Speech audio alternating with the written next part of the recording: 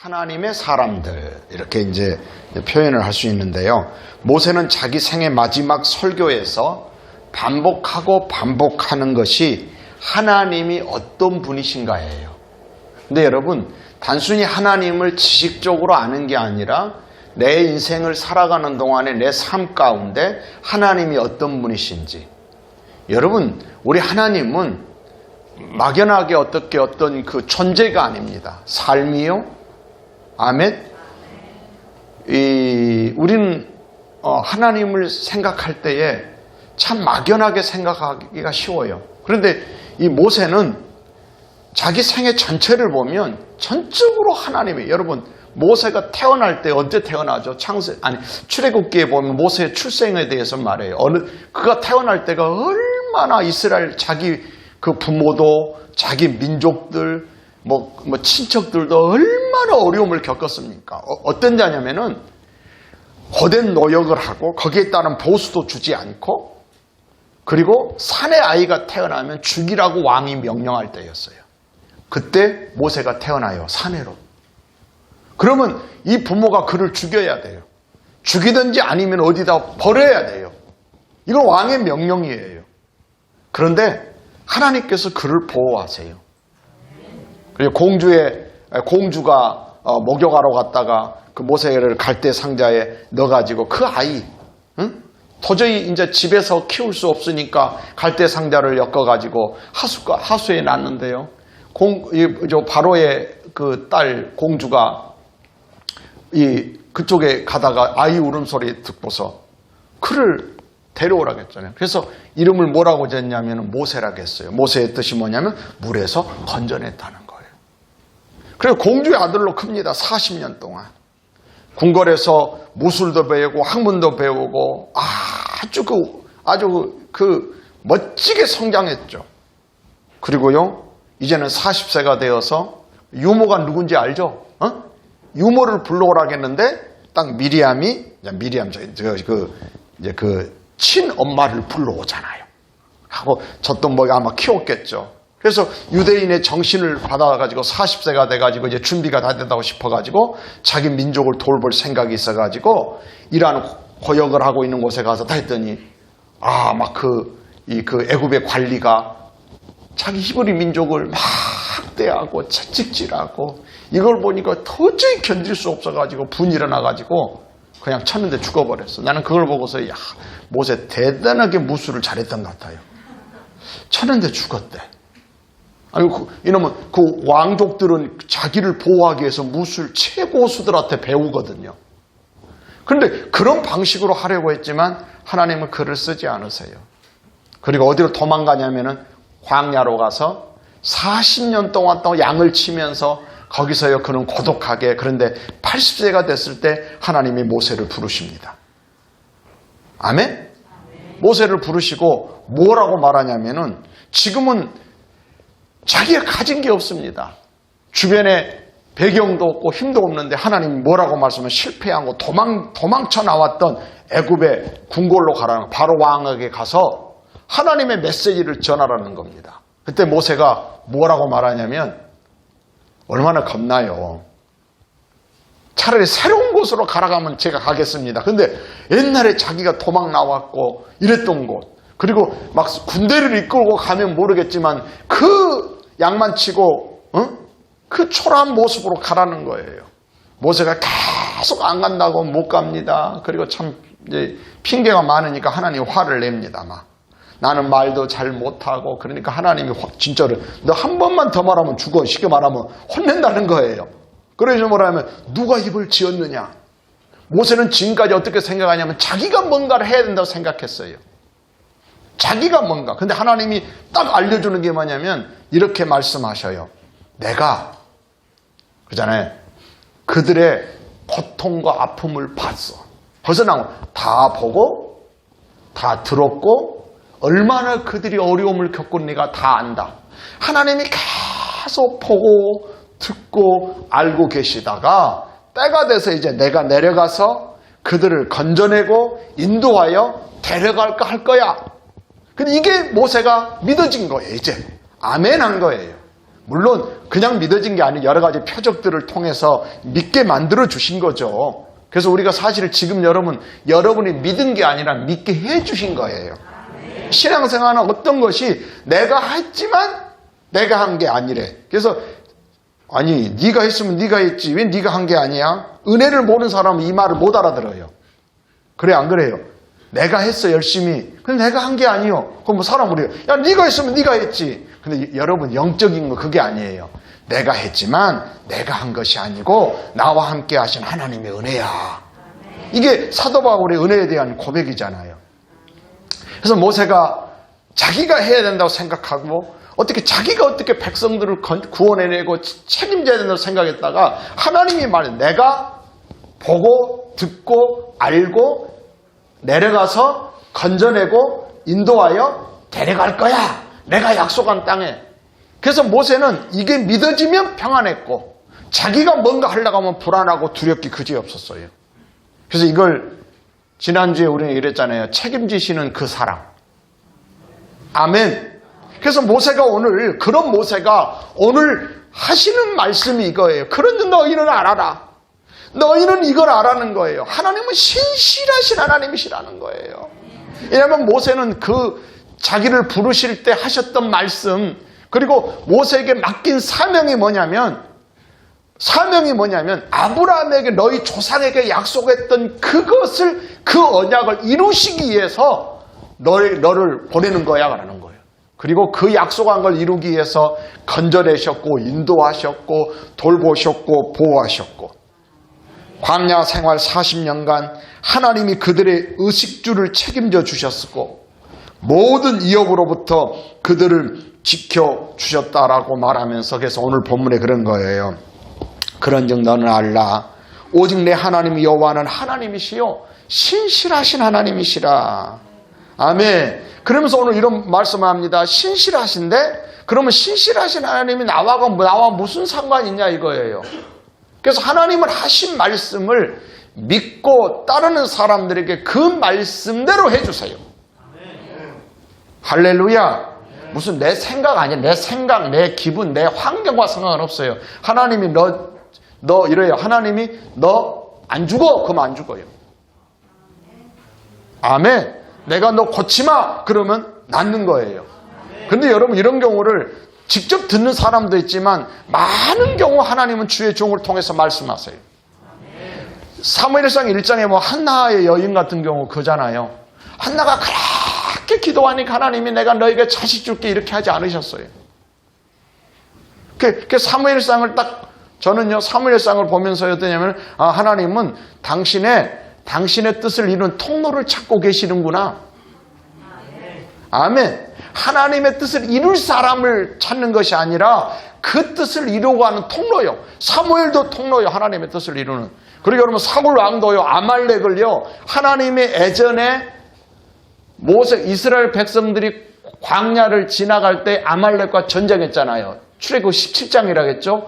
때가 돼서 이들의 원수를 그때 약속했거든. 내가 아말렉을 천하에서 없이 하리라. 그렇게 출애굽 17장이에요. 여호와 니시 나오고 기록해서 후대까지 알리라고. 사울은 몰랐지만은 하나님은 그걸 기억하시고 사울 왕에게 그 일을 맡기는데요. 사울은요 자기 생각이 개입돼요. 그래서 하나님이 그러잖아요. 네가 내 말을 버려서 나도 너를 버린다. 내가 너를 왕 세운 거 후회한다. 이러고 말잖아요. 여러분 모세는요 40년 동안 하나님을 봤어요. 그리고 우리를 이렇게 이끌어 오신 것이 하나님이 약속한 말씀을 이루시기에 이해하셨다는 것을 알아요. 그래서 오늘 또 그는 이렇게 말합니다. 그런즉 너는 알라. 오직 내 하나님 여호와는 하나님이시요 신실한 하나님이시라. 어떤 하나님? 여러분 신실이란 하나님 앞에 신실이라고 했을 때는 뭐가 나오냐? 여러분 신실은요 무슨 부지런하다 충성하다 이런 게 아니라 하나님 할 때는 반드시 약속이에요. 그 말씀이 약속인 거예요. 구약은요 언약이고요 신약은요 예수님을 통해서 우리에게 주신 새로운 약속인 거예요. 할렐루야. 그리고 여러분 믿음은 다른 게 아닙니다. 말씀을 믿는 겁니다. 약속하신 것을 믿는 겁니다. 그리고 신기합니다. 여러분 아무리 설교를 듣고 기도를 해도요, 하나님이 내게 말씀한 말씀을 들어야 돼요. 신실한 하나님, 맞아. 하나님이 이렇게 하신다고 해서, 그래서 모세는 이렇게 또 말씀합니다. 그를 사랑하고 그의 계명을 지키는 자에게는 천대까지 그의 언약을 이행하시며 은혜를 베푸시되 그를 미워하는 자에게는 당장에 보응하여 멸하시나니. 그러니까 여러분, 은혜를 베푸시고 복을 주시는 것도 신실하게 하시지만 보응하시고 벌을 주는 것도 신실하게 한다는 거예요. 근데 여러분, 신약에 와서는 구약과 다른 건 뭐냐면요, 예수 그리스도 안에서 우리의 모든 것들을 용서해 주신 거예요. 그러니까 딱 이렇습니다. 복음에서 멀어지면 이거 끝나는 거예요. 아무리 연약해도 괜찮아요. 주님 앞에. 기도도 마찬가지예요. 기도를 잘한 기도는 뭐냐면 막 기도를 예를 나가면 몇 시간을 했다, 아니면 빠지지도 않았다, 이게 중요한 게 아니라 진짜로 주의 이름으로 하는 거. 예수님이 이렇게 말씀하잖아요. 너희가 지금까지는 내 이름으로 구하지 아니했으나. 기도를 했어도 어땠어요? 그래서 구약의 기도는요, 대부분 그 사람이 어떠했다면 응답이 오지만, 신약은요, 그 사람이 어떠냐가 중요한 게 뭐냐, 얼마나 자기를 부인하고 자기를 내려놓고 주님을 의지하냐 이거예요. 아멘. 다 죽어가도 주님이 산다고 하면 사는 것이고. 할렐루야. 그래서 우리가 가장 지금 중요하게 생각해야 될 것은 하나님의 뜻인 거예요. 할렐루야. 그래서 모세는 그렇게 말합니다. 책임지신 하나님이라는 거예요. 언제까지요? 영원토록. 모세가 표현하면 천대까지요. 천대까지. 여러분, 이건 말 그대로 천대지만, 천대라는 의미는 여러분 시작부터 끝까지예요. 죽은 때까지만이 아니라 죽은 다음까지도 책임을 지는 거예요. 책임져 주시는 하나님의 사랑, 그게 신실하시라는 거예요. 여러분, 그래서 우리는 하나님의 신실하심이 내게 어떻게 이제는 그 하나님을 믿으니까 나도 신실하기를 바라요. 올해가 2022년이니까 1932년도에 태어났으면 몇 살이세요? 예? 90세네? 그죠? 우리나라 이제 90세, 91세. 그게 1932년 전라북도 임실 산골 마을에서, 그 당시는 그 머슴이라고 하는 우리나라도 그게 있었어요. 저희 집에도 이렇게 머슴이 있었다고 하대요. 그래가지고 듣는 바에 의하면 이렇게 겨울에 애양간에서 그 소죽 쓰는 거 있잖아요. 그러다 불을 내가지고 소가 타 죽고 막 이랬다고 하더라고요. 근데 이 머슴은 땅도 자기 소유가 없고 논밭 하나 없고 가난한. 그런데 1932년도에 자기 아버지가 머슴이니까 머슴의 아들로 태어나요. 가난하고 학교도 제대로 갈 수도 없고. 근데 이 아이가 영특한데, 근데 아마 늦게 이렇게 어떻게 이 초등학교를 다니게 되는데요. 초등학교 다닐 때가 팬티, 속어 한번 입어본 적 없고, 노트나 연필 이런 게 우리 때도 귀했으니까 그때는 어떻겠습니까? 얼마나. 그런데 이 사람의 인생에 놀라운 그 기회가 찾아온 게 뭐냐면 교회를 나간 거예요. 여러분, 교회를 나가게 된 게 기회인데, 어떤 사람은 기회를 붙잡은 인생이 있고, 교회를 다녔어도 어떻게 저렇게 살까, 이런 사람이었어요.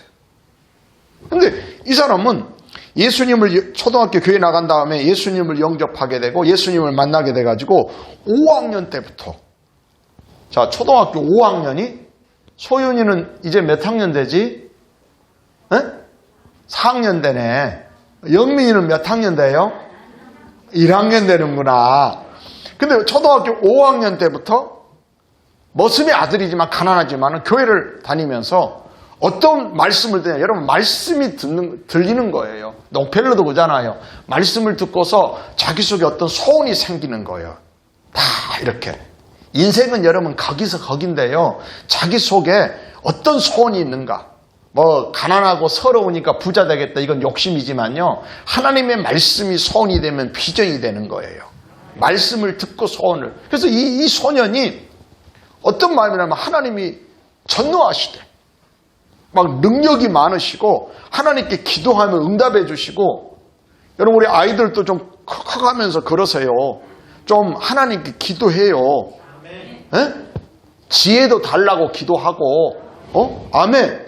내 길도 인도해 달라고 하고, 그리고 젊은이들은 배우자를 위해서도 기도하고, 진로도 하나님이 인도해 달라고 기도하고, 아멘. 그래서 놀라운 게 뭐냐면은, 아니 그렇게 믿긴 믿었는데 기도를 하는데 어떻게 하냐면은 새벽 예배를 나가고 싶은 마음을 가진 거예요. 이게 주셨다라고도 하고 주셨는데 하나님이 아무리 마음 줘도 안 하면 꽝이거든요. 뭐라고요? 그렇게 감동을 줘도 안 하면 똑같이 사는 게 아니라 더 나빠지게 돼 있어요. 근데 이 사람은 초등학교 5학년 때부터 13년 동안 비가 오나 눈이 오나, 비가 오나 눈이 오나 바람이 부나 우박이 쏟아지나 새벽 예배를 열심히 나갔대요. 참 잘했지. 입장 바꿔놓고 생각하기. 하나님이 그러면 어떨 것 같아요? 이뻐하시지. 그게 인격이라는 거예요. 여러분들이 신앙생활 하면서 하나님 이래도 괜찮고 저래도 괜찮은 게 그런 우상이에요. 죽은 우상단지예요. 하나님은요, 우리가 못 들어서 그러지 하나님의 우리가 얼굴을 못 보니까 그렇지 어떨 때는 하나님의 얼굴을 찡그리실 수도 있고 기뻐 웃으실 수도 있고 흐뭇해 하실 수도 있고 후회하실 수도 있어요. 그 의식이 없으면 안 돼요. 근데 13년 동안 초등학교 5학년 때 새벽 기도를 나가니까 이 어떤 마음을 주냐면은 자기 속에 비전을 주는 거예요. 부모가 도와줄 수 없지만 하나님이 도와주신다는, 이건 저도 비슷해요. 저는 중학교 3학년 때부터 새벽 기도를 나가기 시작하면서 막 비전을 주는 거예요. 막 하나님의 은혜에 감사해서 내가 하나님의 은혜 받았는데 내가 이 은혜를 어떻게 갚을까? 그래가지고 이제 목회자가 되겠다고 했어요. 그 당시에 목회자가 되겠다고 하면은 많은 경우 저는 그렇게 생각했어요. 어떻게 생각했냐면 부귀영화하고는 상관이 없고, 그래서 맨날 제가 좋아하는 18번 부흥회 하면 특송하는 곡이 있었는데 서쪽 하늘 붉은 노을 영문 밖에 길이다 그러면서 주님 제자 베드로는 거꾸로도 갔사오니 배고파도 올라가고, 난 그렇게 생각했어요. 배고파도 올라가고 춥더라도 올라가세. 그 다짐을 중3 때부터 이제 하는 거예요. 막 교회 가서 기도하고, 기도가 끝나면 혼자 성전을 걸어다니면서 배고파도 올라가고 죽더라도 올라가세. 막 주님 제자 베드로는 거꾸로도 가. 나는 왜 못 가겠습니까? 막 하면서요.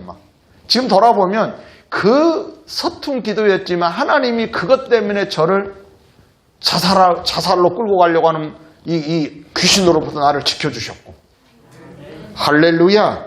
할렐루야. 그래서 이 소년에게도 그 하나님의 약속을 믿고 꿈을 꾸기 시작하는데 어떤 마음은 정말 가난이 지긋지긋한데, 그래서 부자 되겠다고 하는 게 아니라, 여러분 어떤 경우는요, 제일 제가 그랬잖아요. 오래 믿으면서 무서운 게 뭐냐면 자기만을 위한 거예요. 내한테 유익하다, 은혜가 된다, 천만에요. 사명인 거예요. 사명을 감당하면 은혜가 있게 되어 있어요. 은혜가 되니. 그래서 이러잖아요. 그렇게 어떤 사람은 은혜의 감격 속에 있는데 은혜를 못 받아. 그럼 네 잘못이지. 여러분 안 그래요? 똑같은, 여러분 음식이 문제가 아니었잖아요. 아니 그 말씀 듣고 다 죽으면 모르는데 그 말씀 듣고 그렇게 은혜의 감격 속에 자라가는데, 이게 여러분 우리가 보면요, 자기 중심이 되면 그것처럼 무서운 게 없어요. 내게 은혜가 된다 어떤다가 아니라요, 우리는 사명인 거예요. 근데 이 사람 속에는 어떤 비전을 주셨냐면은 가난이 지긋지긋한 게 아니라 어떻게 하면 이 나라 이 민족을 부강하게 살게 할 수 있을까. 가난한 농촌을 그렇게 하다가요, 세계에서 그 선진 농업 국가가 덴마크였어요. 그 당시에 이분이 청소년일 때 한 70년 전쯤이 되겠죠. 그러니까 나는 70년 전에 태어나지도 않았어. 대다수 그랬겠네. 근데 이 소년이 그 꿈을 가진 거예요. 여러분 이 비전을 누가 주셨어요?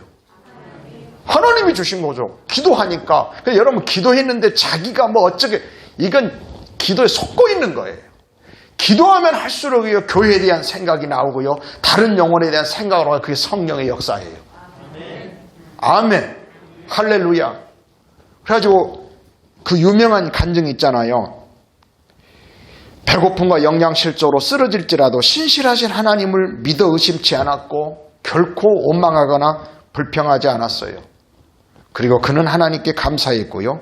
현재 겪는 고난이 그리고 이 고통이 하나님께서 장차 나를 쓰시기 위해서라고 생각하면서 오히려 감사의 생활을 했어요. 그러면서 계속 기도하니까 여러분 감사하면 뭐 한다고요? 여러분 똑같은 기도를 해도 하나님 나는 왜 이렇게 10년 이상 어릴 때도 그렇게 내가 하나님 믿었는데 이렇게 가난합니까? 가난을 못 벗어납니까? 그러면 여러분 10년 했던 모든 기도가 꽝이 돼요. 여러분 기도 한 번도 안 하다가요 딱 당장 올라가지고 진짜 감사함이 넘치잖아요. 그러면 그 사람을 통해서 하나님 영광 받으세요. 근데 이 감사를 한 거예요. 그때 생각을 이끌어 가셨는데 유학을 가야겠다는 하나님께서 주시는 감동에 따라 하나님의 전능하심과 신실하심을 믿고 그래서 가야 되는데 방법이 없잖아요. 근데 지금까지 기도하면서 또 들었던 말씀 가운데 하나님은 전능하시고 우리를 이끄시고 인도하시고 보호하시고 지키시고 공급하시고 이런 믿음을 가지고요. 그러다가 어떤 생각도 이끌어 가십니다. 이게 성령의 생각이라. 생각을 그래서요. 덴마크 국왕에게 편지를 썼답니다. 몇 년 전에 70 몇 년 전에 한 70년 전쯤이지. 근데 어떻게 가겠어 이게. 근데 여러분 하나님은 가게 했어요. 덴마크 국왕이 이 편지를 받아보고 이것도 주님이 하시는 거지. 그 편지 갔다고만 된 거예요. 감동시키는 분도 하나님이시고. 그래서 우리 자녀들도 취업할 때나 면접할 때나요. 감동시키시고 인도하시는 분이 분명히 하나님이십니다. 그래서 우리가 하나님을 두려워하고 경외하면요. 우리 앞에 하나님의 은혜를 쌓아두셨어요. 그래서 결국 자녀들에게 그 은혜가 임하는 거예요. 그래서 덴마크에서부터 답장이 왔대요. 초청장이. 덴마크에서 유학을 마치고요. 그리고 후에 세계 10대 대학이라고 하는 히브리대, 히브리 민족이 모세거든요. 아브라함 후손들 히브리대에서 다시 가서 거기 수석을 하게 됩니다. 할렐루야. 그리고 우리나라에 돌아와가지고 그 어려운 나라 농촌을 잘 살게 하는 그 운동을 하는데 아주 정말 크게 기여했던 사람이 있어요. 유태영 박사죠. 신실하신 하나님, 하나님을 믿고 신실하게 의지하는 사람을 책임지시고 돌봐주세요. 근데 여러분 하지만 우리는요 연약하기 때문에요 그 어떤 것도 온전히 책임질 수 없는 존재예요. 여러분 내 자신도 내가 절대 장단 갖고 내 믿음 지킬 수 없습니다. 어떤 누구도. 아멘. 다만 내 책임을 다할 뿐입니다. 나는 끊임없이 이 고백을 합니다. 근데 거꾸로 되면 안 돼요. 책임질라게 뭔가를. 아니요. 지지 마세요. 그럴 능력이 우리에게 없어요. 책임지려고 하지 말고 네 책임을 다하는 거예요. 아버지는 아버지로서, 엄마는 엄마로서, 교회라고 하면 권사로서, 안수집사로서 어디에서든지 여러분은 자기 책임을 다해야지. 그래서 세상 사람들은 책임진 사람 멋져 보여요. 네가 좀 해봐. 책임져봐. 그래갖고 뭐 하려고 하고. 그리고 나중에 어떤 자리에 자칫 잘못하면 요즘도 막 그러지만 너 좀 데모하고 파업하는 데서 들어보니까 아사라겠나 뭐라겠나 단식 투쟁을 한다고. 그 단어가 나오면 죽기를 각오하고 자꾸 이렇게 부추겨. 근데 하나님은 절대 네가 책임지는 게 아니에요. 책임지시는 분은 온전하게 책임질 수 있는 분은 하나님밖에 없어요. 만약에 책임진다는 건 하나님의 영역인 거예요. 책임지려 하지 말고 책임을 다하는 거예요. 여러분 책임을 다한다는 것이 뭔지 아세요? 그게 충성이고 신실함이에요. 할렐루야. 자신의 직분, 그리고 직분에 따른 맡겨진 일, 그보다 직무라게 해요. 또 자기가 해야 할 역할에 책임을 다하고 더욱 하나님의 사랑과 크신 권능 그리고 신실하심을 믿고 묵묵히 나아가는 그 사람. 이 사람이 신실한 사람이요 충성된 사람이라는 것입니다. 하나님을 모세는 신실하신 하나님이라고 말합니다. 근데 이렇게 말한 이유가 뭐냐면 신실하신 하나님이라고 말하면서 하나님은 자기를 사랑하고 계명을 지키는 자에게는 천대까지 은혜를 베푼다고 하는 말은 뭐냐면 그 신실하신 하나님 앞에 너희도 신실하라고 하는 거예요. 지금 신실하신 하나님, 우리에게도 신실할 것을 요구하세요.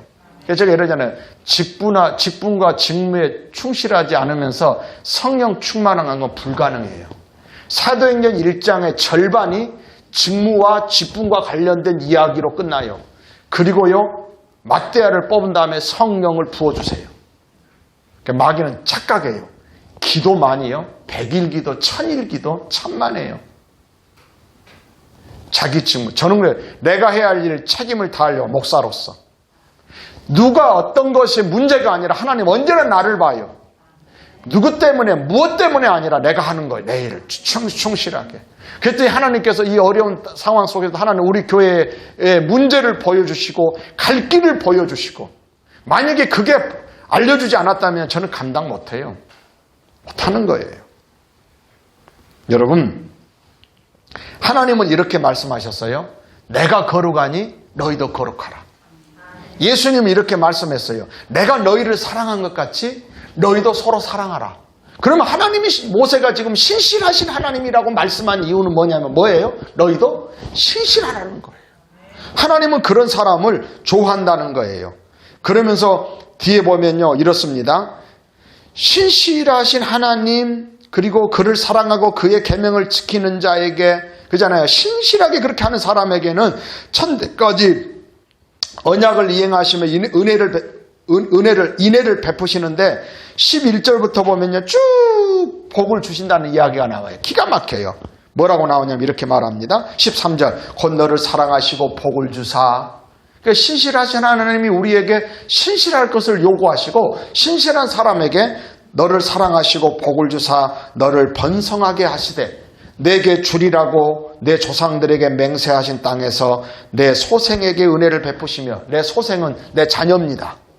자녀에게 은혜를 베푸시고 그것만이 아니죠. 내 토지 소산과 곡식과 포도주와 기름물 풍성하게 하시고, 재물의 번성이죠.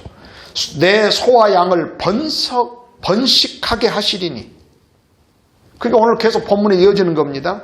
내가 복을 받음이 만민보다 훨씬 더하여. 아멘. 나는 우리 이런 사람 되면 좋겠어요. 지금까지 우리는 하나님의 사랑, 책임지시는 사랑, 신실하신 하나님. 그래서 하나님은 우리에게 요구하시는 게 뭐냐면 너희도 신실하라는 거예요. 그러면 복을 주겠다는 거예요. 그를 사랑하고 만민보다 뛰어난 복을 주겠다는 거예요. 그래서 여러분, 성경의 사람들을요, 여러 관점에서 볼 수 있는데 하나님께 귀하게 쓰임받은 성경의 사람들은 하나님을 경외하고 사랑하여 사랑한 신실한 하나님의 사람들이었어요. 여러분, 신실을요, 신약이 와서는, 신약이나 성경은 같은 단어로 쓰는 게 있어요. 충성입니다. 신실이 뭐라고요? 충성이요. 헬라어로는 뭐냐면 예수님 당시에 충성이라는 말을 예수님도 쓰셨잖아요. 피스티스예요. 신실하다, 진실하다. 충성이 뭐다고요? 신실하다, 진실하다. 그래서 새번역에서는 충성을 신실성이라고 했고요. 현대어 성경에서는 충성된 자라 말하지 않고 믿을 수 있는 사람, 믿을 만한 사람이라는 것이에요. 여러분, 아브라함이 우리가 떠오르면 믿음의 사람이라고 하잖아요. 여러분, 믿음은요, 신실성이에요. 느헤미야 9장에 보면 아브라함에 대한 이야기를 해요. 느헤미야서에 주는 하나님 여호와시라 애적에 아브라함을 택하시고 갈대아 우르에서 인도하여 내시고, 지금 아브라함 얘기를 합니다. 아브라함이라는 이름을 주시고 왜 이렇게 하셨을까를 느헤미야서에서는 설명을 해줍니다. 왜 아브라함에게 특별하게 그를 하나님이 택하시고, 여러분, 하나님은 다 보고 계신다니까. 그런데요, 그 이유를 이렇게 설명합니다. 그의 마음이 주 앞에서 충성됨을 보시고. 아멘. 사람은 외모를 봐요. 근데 하나님은 중심이에요. 그래서 제가 그랬어요.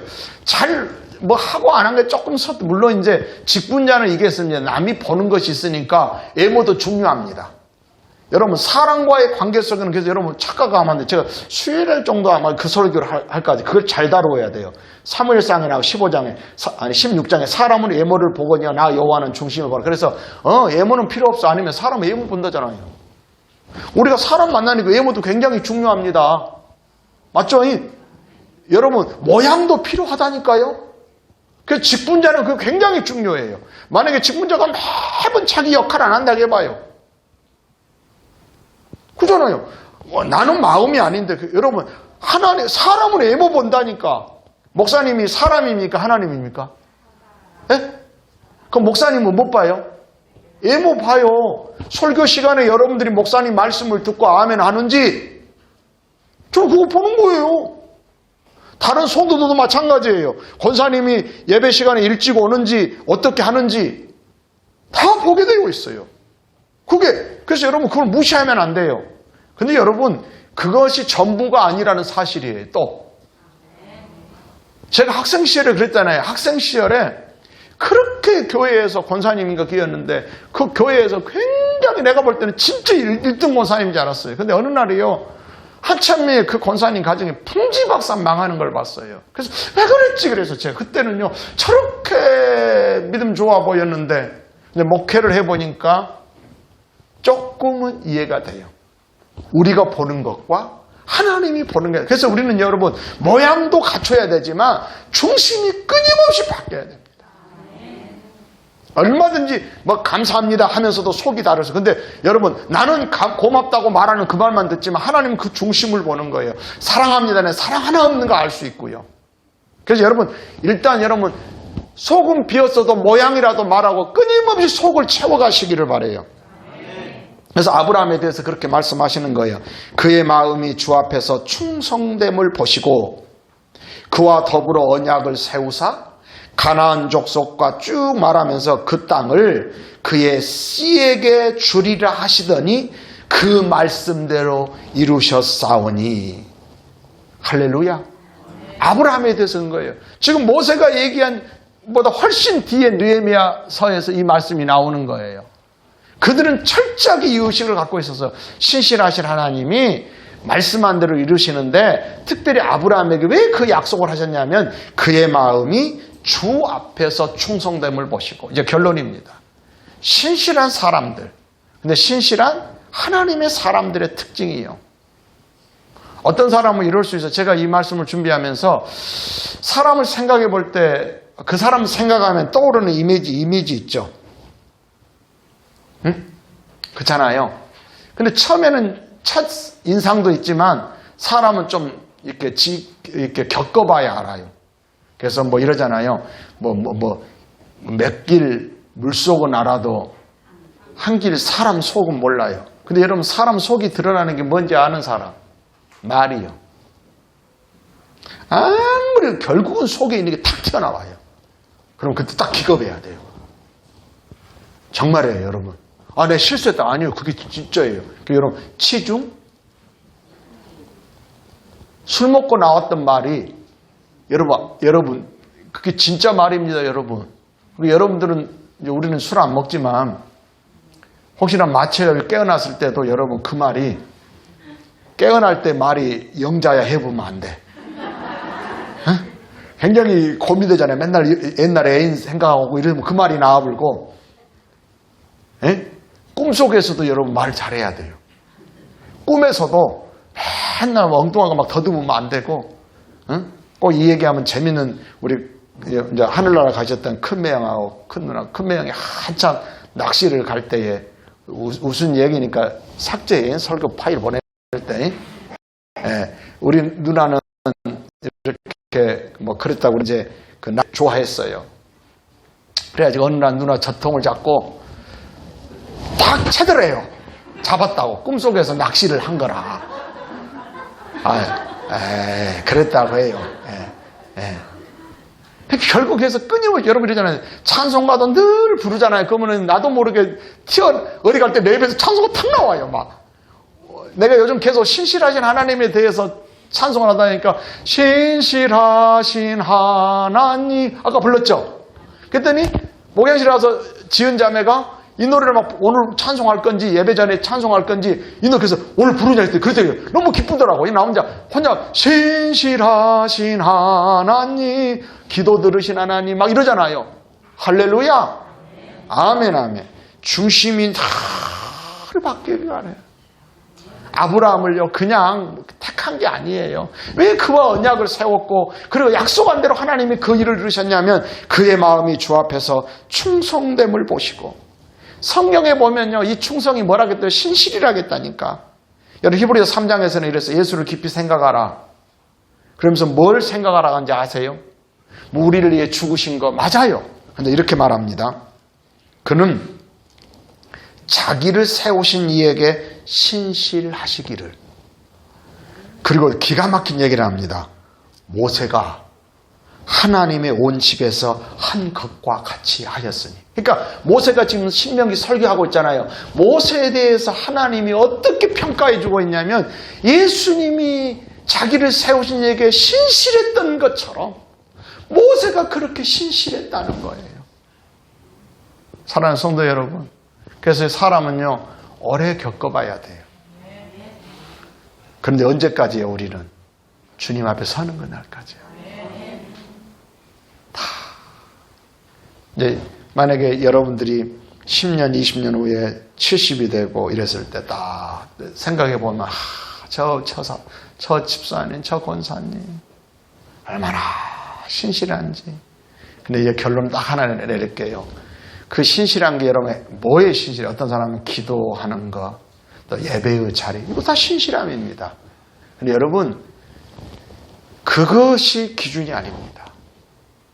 기도를 안 받고 사역의 신실에 맞습니다. 해야 합니다. 딱 하나입니다. 아브라함에 대해서 말씀에 대해 신실한 거예요. 그래서 아브라함의 생을 창세기 12장 4절에 아브라함이 여호와의 말씀을 쫓아갔고, 그리고 마지막 22장에서는 하나님이 어떤 말씀을 또 주니까는 그 말씀을 신실하게 지키려고 자기 독자 아들 이삭을 데리고 여호와 일의 산으로 가잖아요. 모리아 산으로. 여러분 뭐라 해도 끝까지 말씀을 들고. 그래서 여러분 직분도 마찬가지예요. 왜 그렇게 신실하게 직분을 감당하니까? 하나님이 말씀하라겠으니까. 맡은 자에 구할 것은 충성이라고 말씀하셨으니까. 왜 하냐고, 그 이유가 내가 맡았으니까 아니에요. 맡은 자에 구할 건 충성이고 주께서 내게 맡기셨으니까. 왜 그렇게 예배의 자리를 지키십니까? 그건 여러분 하나님은 그런 예배자를 찾으신다고 하셨으니까 나 그 사람 되기 위해서 애쓴다고. 사랑하는 성도 여러분, 우리 하평교회에 이런 신실한 하나님의 사람들이 많이 서기로 합니다. 기도하겠습니다. 하나님,